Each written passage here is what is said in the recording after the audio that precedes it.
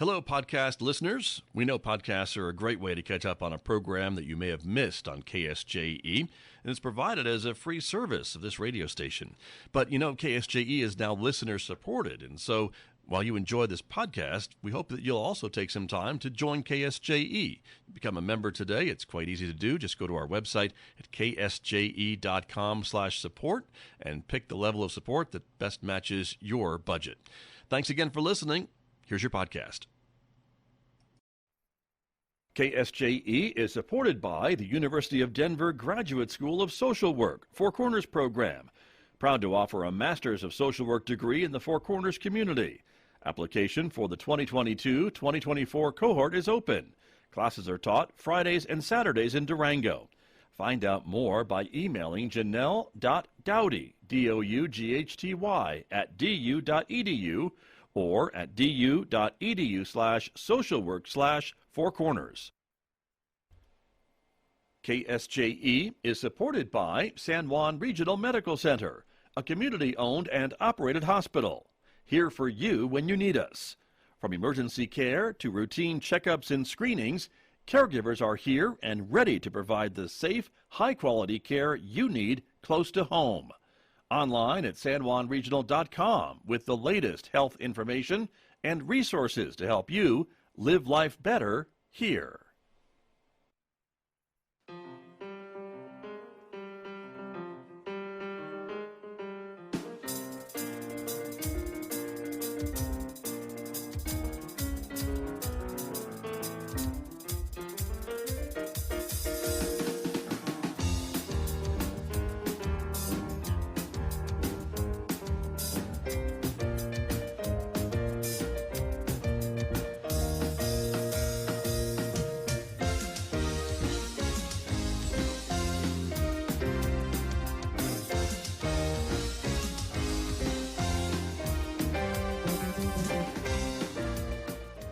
"11 minutes past 8 o'clock. It is Monday morning, the 7th day of March, 2022. Good morning, everyone. I'm Scott Michlin, and thanks for tuning in to KSJE 90.9 FM, of course, over the air here in San Juan County, New Mexico.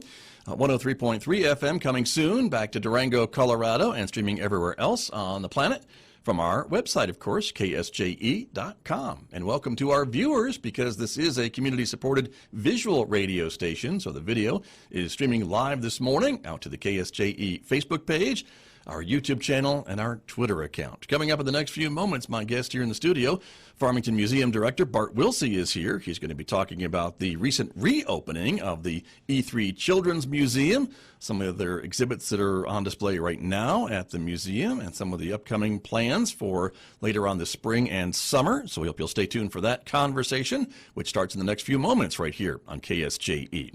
Later on this hour, we'll be talking technology with my guest Lewis Campbell from Synergy Computer Systems here in Farmington. That's our Monday Reboot segment coming up today at 8:50 a.m. And then, of course, next hour, Mick Hess is going to take us roving with the arts. And this morning, Mick is featuring music from the great composer Haydn. You'll hear some of that coming up today after the news at 9:06 a.m. on Roving with the Arts. Don't forget, you can also connect with us on our Instagram page in addition to Facebook and YouTube and Twitter. And if you're a podcast person, you can subscribe for free to KSJE Podcasts, wherever you listen to podcasts, on all the popular podcast platforms. So subscribe to KSJE and take us with you and maybe hear something new that you haven't heard about before from the local area. Our weather forecast, it is a partly cloudy Monday morning so far, 28 degrees outside our studios here at San Juan College. We are expecting some decreasing clouds throughout the day today, but still some scattered showers or maybe snow showers in the forecast. Today's high only 39 in Farmington. Maybe some more snow showers overnight tonight with a low of 19. But then sunshine on Tuesday with a high of 43 tomorrow before things cloud up again Tuesday night. Chance of rain showers on Wednesday with a high of 47. Maybe some frozen mix Wednesday night with a low of 33. More chances for rain or snow on Thursday before things might clear out with sunshine on Friday with a high near 40. Warmer sunshine on Saturday with a high near 50. But we'll keep an eye on that and see how it all turns out, but we always appreciate the moisture whenever we can get it. We got some good snow and rain over the weekend, so that was good. Let me introduce my guest, who is, excuse me, My guest, who is here with me this morning, Bart Wilsey, is here in the studio, the director of the Farmington Museum. Good morning. Welcome back. Good morning, Scott.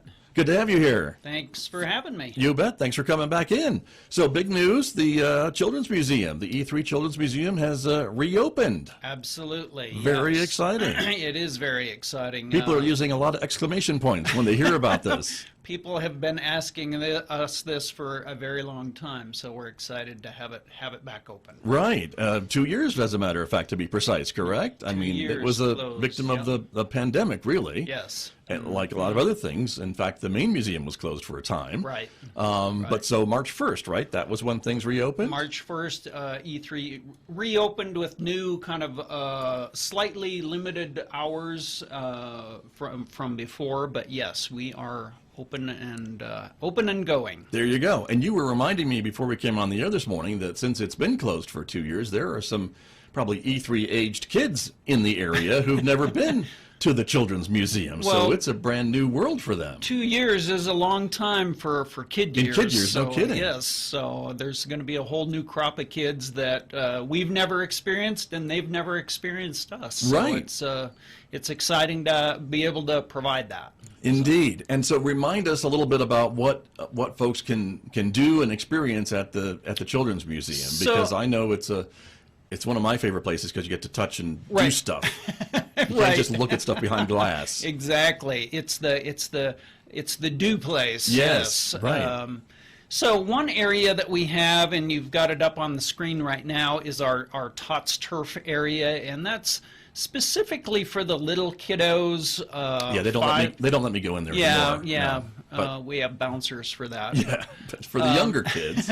For the younger kids, five and younger, this is for them, and it's really focused on learning motor skills and different things like that. So it's a little bit different environment, but kids have just a great time in there exploring, doing things, trying things out, and it's all kind of Naugahyde soft sculpture type things, so they can't really get into anything there that's dangerous or anything like that. So they just have a great time exploring that space. That's great. And I know a lot of moms and dads will come and let the kids loose in there. It's kind of a place where they can just kind of observe and let the kids be kids, right, and not have to worry about anything. It is. We have some benches there for moms and dads, and some of the moms and dads go in there and explore it with their kids too. So we encourage that as well. Right.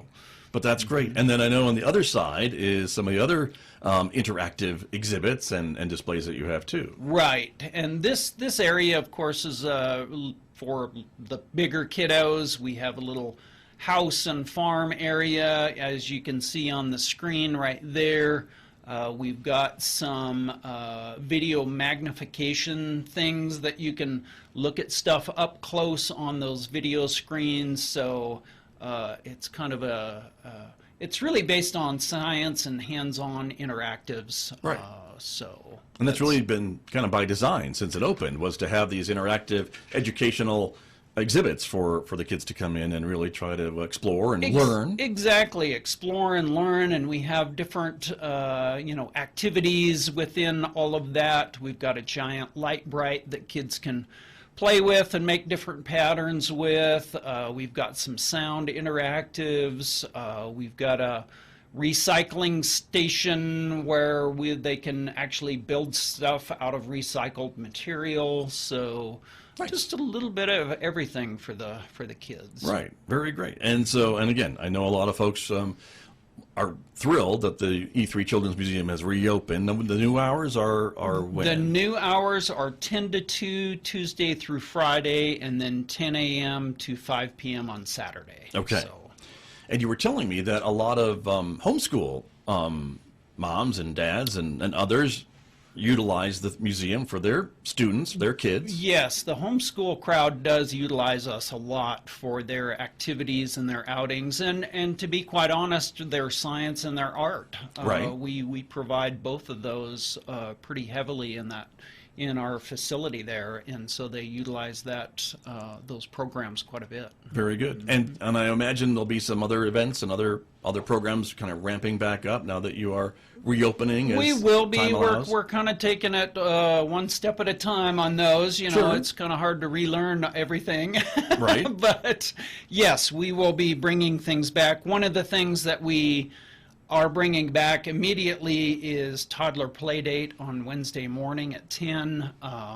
We have a little activity, you know, where the kiddos can go into Tots Turf and explore that space, and then we have a little activity for them afterward or during that. Nice. So, Okay. yeah. So that's happening so already. That's happening already. Yep. So this Wednesday. Yep. Very And good. we're also doing a program called Early Explorers on Fridays. So same time, same channel. So. Okay.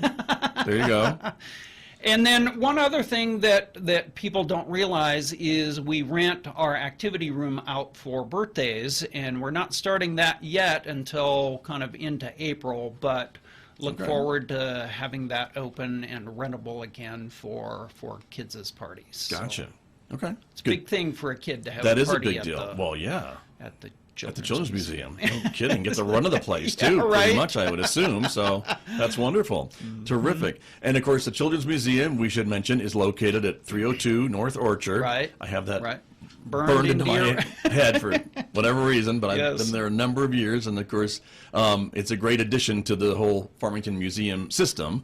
And Right. glad to see it back open again. And really, again, it was all pandemic and just to Yep. do it as safely as you can. And now you're able to do it safely. Right. Exactly. So that's Yep. wonderful. Let's talk about some of the other things that are going on at the main museum, of course, or the Nature Center, and some of the things that are happening. Of course, spring is slowly, hopefully, arriving. Coming, yeah. Today's forecast notwithstanding, but things have been warming up a little bit, and so Right. you've Right. got some things planned for that. We do. You know, one of probably the biggest things that we're bringing back is our Summer Terrace series. So we're going to have music out on our patio this spring and summer. So that's going to be fabulous. Looking forward to that. We kind of had a abbreviated schedule last year. We did do a few of them, but we're Right. looking at a full schedule this year, June through August. Okay. So, yeah. Very So cool. That'll be wonderful. And again, if you haven't been to the back of the museum there on East Main Street to enjoy a concert or just a summer evening, you're missing out. You are missing out, because that is a beautiful area and it's a great place for a concert. Hang out, bring a lunch or whatever. Snack, yeah. Snack. Right. Yep. Really fabulous spot. Very good. And those are usually on Saturdays. Is that still the plan? Saturdays 6 to 7:30. Okay. Yep. Very good. And we'll be putting more things out about that on our Facebook page and Okay. website, stuff like that. So. And on KSJE. Cause And we're on gonna sponsor it. KSJE, So that's absolutely. good. So we're excited to be a part of that too, because it's a great summertime entertainment. It's a for sure. great community event. Yep. So. Very good. That's cool. And then on display right now at the museum, what would we see if we go by and take a visit? On display right now, right now in our atrium, we have an exhibit called Women Inventors. It's a poster exhibit from the Smithsonian about women's roles in inventing things, and we kind of profile some women inventors in that. So that's pretty cool. And then in our galleries, we have three main exhibits right at the moment. Our Built by Gas is one that we just opened, which is a commemoration of the 100th anniversary of the first commercial gas well here in San Juan County, which is a very historical exhibit. We blended in a lot of Farmington history. You know, you can't talk about farming without talking about energy and vice versa, because Right. they really kind of became hand in hand, ups True. and downs, both of them. You Right. know? So, Well, and it really, energy, as we know, has changed the look of our community It over the has. years. But it's interesting, I think, for folks to maybe think about that first commercial gas well is 100 years old. So that goes back to 1921. Right, From right. 2021. Exactly. But yet it took about 30 years or so, 25 to 30 years, for the boom to happen before Right. it really became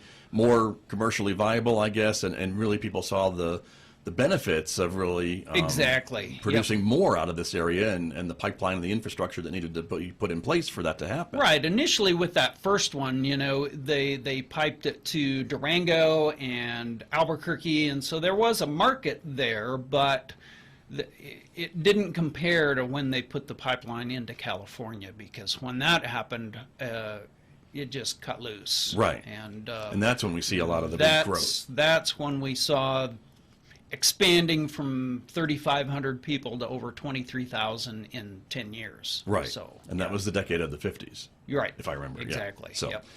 but exciting. I mean, and interesting to, I think, learn just how early these folks were exploring and figuring out how to do it safely, and then managing it and getting it to other markets. Right.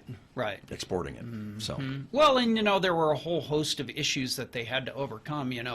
Pressure within the line. They had to figure out how to regulate that pressure, because when they didn't, you if you had your stove on and you hit a higher pressure pocket of gas, I mean, it burned a few houses down during that first period. So yeah, they had some things they had to overcome. Right, but still at the kind of cutting edge of this new energy.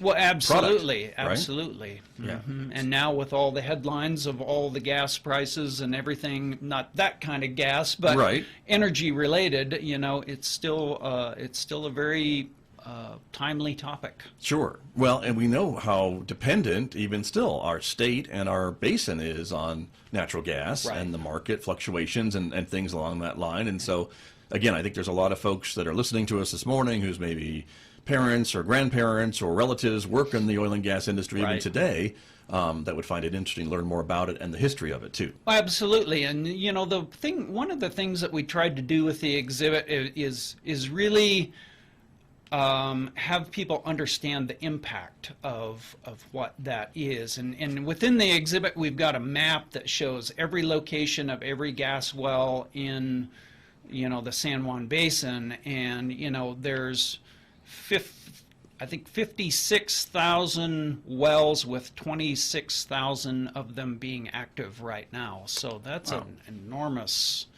impact. Right. And a big infrastructure, I guess, too, right? Big when infrastructure, you are talking about all these wells. And big revenue, too, especially, for a tax base. So, yeah, it's very much still a very, what would I say? Economic driver? Economic driver, or a pillar of one of the economic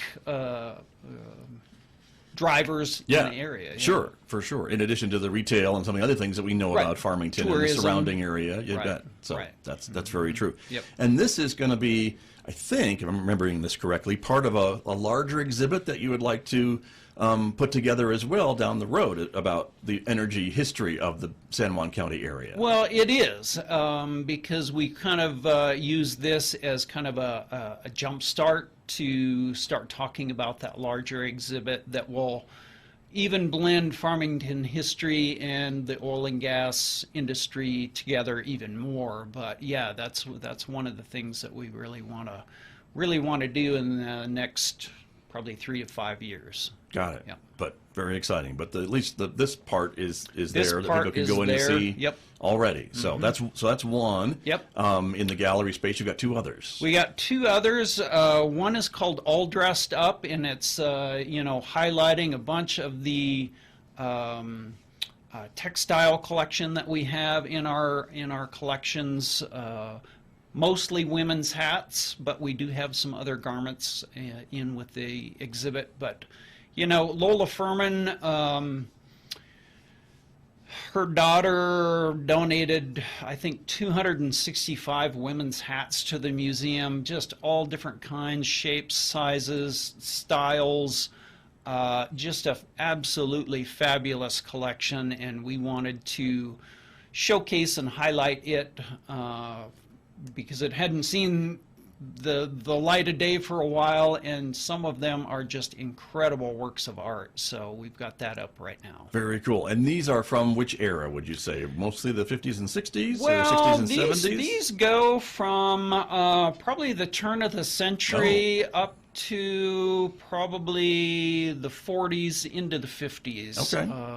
For the most part, and we've got quite a few in all in that range. Right. So yes. And most came from this donation, but have you thrown in some others too that were donated to make it a yeah, more... we do have a few others in there from different people. I know we have a beanie from 1917 on exhibit that we actually have the class photo of some people wearing those, so you can actually see it right from how it was when it happened. Yeah, interesting. So that's kind of fun. Nice. And so that's on display now, and that'll be up for how long? That's going to be up for quite a while too. We don't have any plans for taking that down right now. So yep.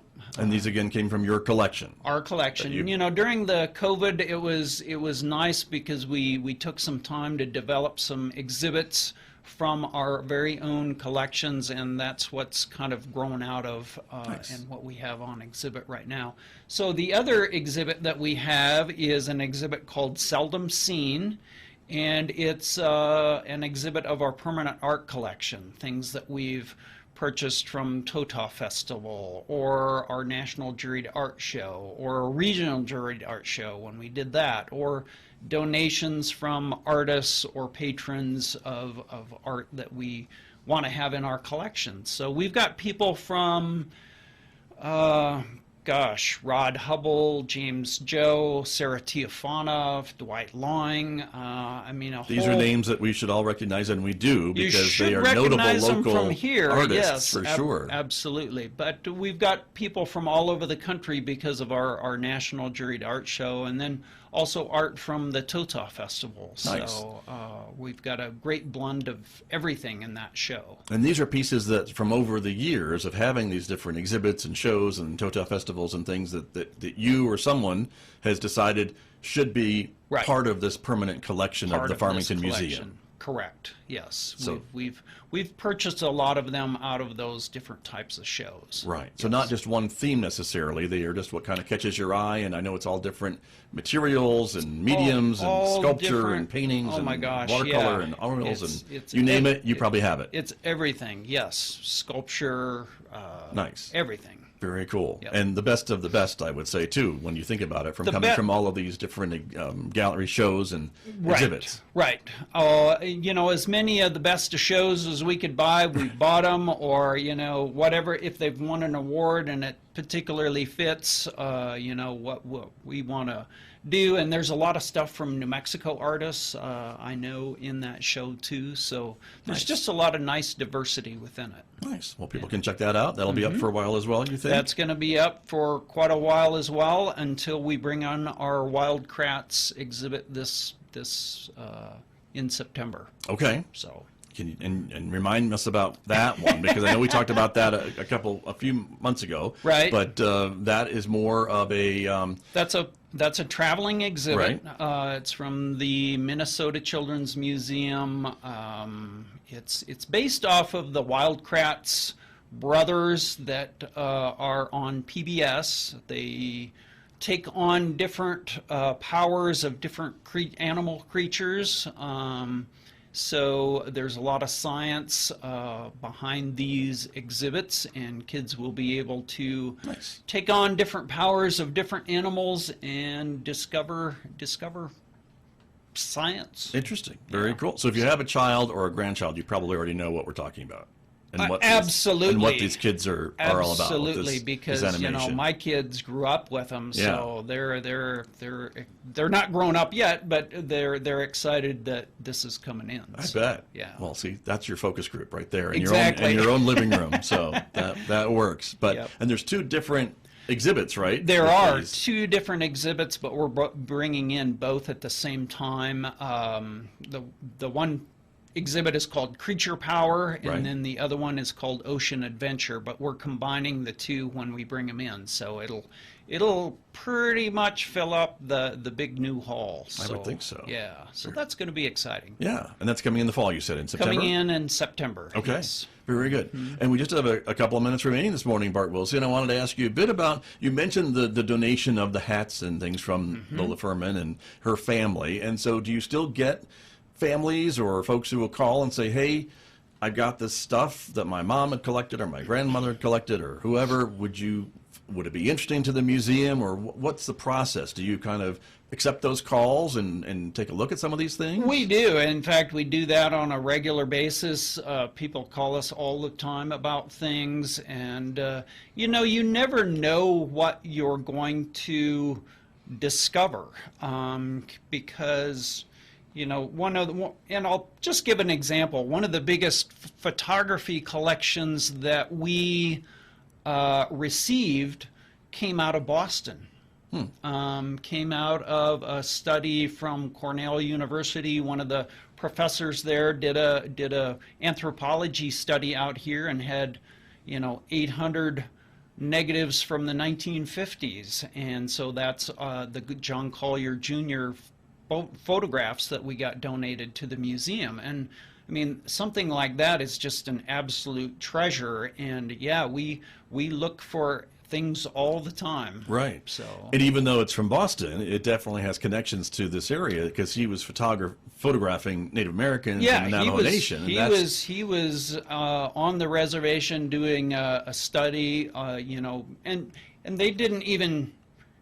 It wasn't even limited to that. You know, they took photographs in trading posts and work around Farmington, and you know, a little bit of everything. So it really documented a lot of different things that we really focus on in our mission for the museum. Right. So, yeah. And an interesting kind of moment in time, frozen, of this era when I think a lot of folks were talking about maybe the Navajo Nation maybe moving from more agriculture to maybe more of an urban commuting type of a population, and it was a big change for Well, it was a big change because it was after World War II, and you know, a lot of the GIs were used to kind of a regular paycheck, and a lot of them went to work, you know, when that boom was happening. So yeah, it was that gas boom we talked about. That gas boom, it was a huge shift. Gotcha. So if I got a bunch of old hats lying around, I can call you? Well, maybe. Okay, I'll take a look at them. But I imagine you're looking at some Farmington connection or some connection to this area. It can't just be something that you brought with you that's 100 years old. That's definitely the most desirable, and one of the things that we try and do is get the story behind the object. Right. So we really can talk about the family or the times that they lived through, you know, from an exhibit standpoint. So yeah, that's one of the things that we really try and do is get the information behind the object. Got you. Because, you know, just an object doesn't tell the story. Right. Like the beanie is just a beanie, but get the photograph that shows the beanie being worn in context by one of those graduating classes. Yeah, then you make it real. Right. Yes. And we know more about the history of how it came to be. And well, and you understand that, you know, way back then there weren't a lot of people in the school here. So yeah, that's right. It tells a story. Graduating class of about how big? Back in that time. I think it might have been 15, maybe 12, 15, something like that. Not many. Yeah, compared to 700 right. FHS and PB today. So interesting, very good. Yep. Well, Bart, always a pleasure to have you in. Thank you for coming on. Thank you, Scott. E3 Children's Museum has reopened. At the new hours again, one more time. 10 to 2, Tuesday through Friday, 10 to 5 on Saturday. All right, there you go. Very good. I know a lot of folks are very happy about this news. Come see us. We're open for business. Very exciting. One more example of a bit more normal life, so we're glad to see it. Exactly, especially people looking for things for kiddos to do. That's true, and it's a great spot, so perfect. Thanks for coming in, Bart. Good to see you. Thank you. That's Bart Wilsey. He is the director of the Farmington Museum. My guest this morning here on KSJE.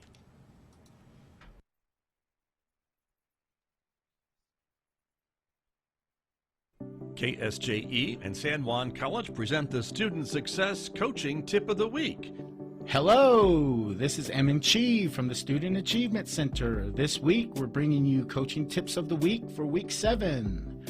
Taking good notes. Studying starts in the classroom. Pay attention and take good notes. So when you're studying later, you're just reviewing information. Speak with your professor about recording lectures on your phone. A recording can complement your notes so you can go back and re-listen to the information in case there are other details you pick up on later to note. Effective note-taking strategies can have a direct impact on your study habits and is one of the most important study tips for college. The Student Success Coaching Tip of the Week, presented by KSJE and the Student Achievement Center at San Juan College. Did you enjoy that podcast? We hope that you did. And if you did, share it with your friends. And if you really want to keep podcasts like this coming, please support KSJE. You can do it easily online at ksje.com.